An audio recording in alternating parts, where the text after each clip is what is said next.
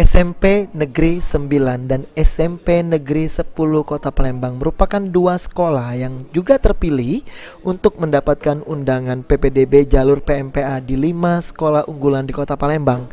Dan kini sudah menyiapkan anak didiknya yang memiliki nilai rapor yang tinggi agar bisa lulus dalam PPDB jalur PMPA.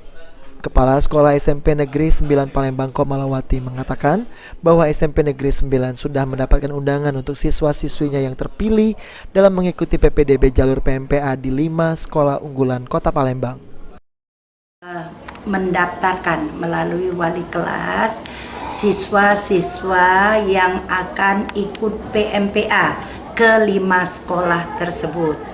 Kemudian sesudah melalui wali kelas, sesudah berkas itu diterima wali kelas, maka wali kelas ke bidang kesiswaan untuk merekap nilai-nilai tersebut dan sekolah mana yang mereka tuju sesuai dengan persyaratan yang diminta dari masing-masing sekolah.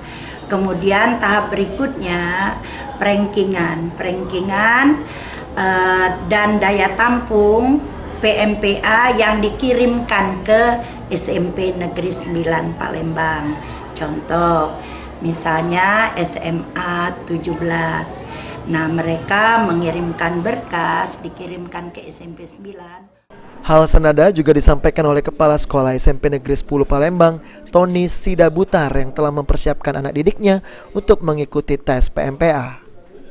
Ia pun optimis bahwa siswa-siswi SMP Negeri 10 yang akan mengikuti seleksi PMPA di 5 SMA unggulan di Kota Palembang akan lulus seleksi dan akan masuk ke sekolah pilihan anak tersebut.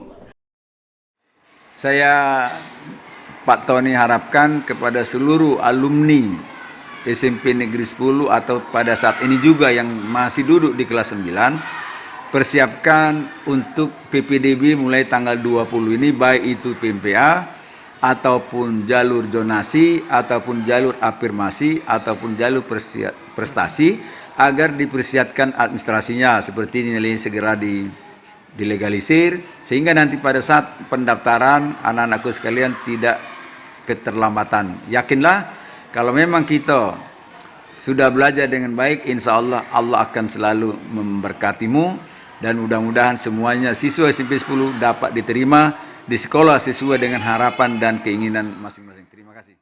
Irawan Pal TV.